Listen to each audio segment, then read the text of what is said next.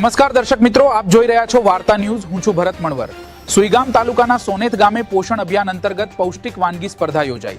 સુઈગામ તાલુકા સોનેત ગામે પોષણ અભિયાન 2026 અંતર્ગત આઈસીડીએસ મહિલા અને બાળ વિકાસ વિભાગ ગુજરાત સરકાર દ્વારા ટેક હોમ રેશન તથા મિલેટ એટલે શ્રી અન્નમાંથી બનાવેલી વિવિધ વાનગીઓની સ્પર્ધા યોજાઈ ગઈ, જેમાં આઈસીડીએસ વિભાગના સુઈગામના કર્મચારીઓએ ભાગ લીધો.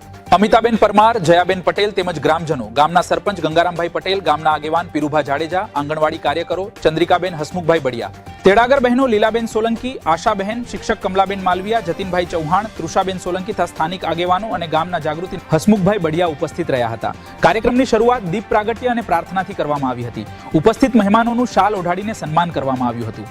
સોનેત પ્રાથમિક શાળાની બાળાઓ દ્વારા સાસો કી સરગમ સુંદર સ્વાગત ગીત મહેમાનોનું સ્વાગત કર્યું હતું.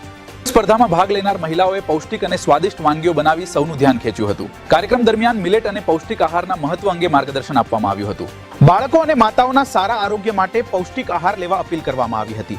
પૌષ્ટિક વાનગી સ્પર્ધામાં આંગણવાડી કાર્યકર બહેનોએ ઉત્સાહપૂર્વક ભાગ લઈ વિવિધ પૌષ્ટિક વાનગીઓ બનાવી રજૂ કરી હતી. શ્રેષ્ઠ વાનગી બનાવનાર બહેનોને પ્રથમ, દ્વિતીય અને તૃતીય ક્રમાંક આપવામાં આવ્યા હતા. કાર્યક્રમના અંતે ચંદ્રિકાબેન હસમુખભાઈ બડિયા દ્વારા આભાર વિધિ કરવામાં આવી હતી. ઉપસ્થિત મહેમાનો, આંગણવાડી કાર્યકર બહેનો, શાળાના બાળકો તથા કાર્યક્રમમાં સહભાગી બનેલા સૌનો આભાર વ્યક્ત કર્યો.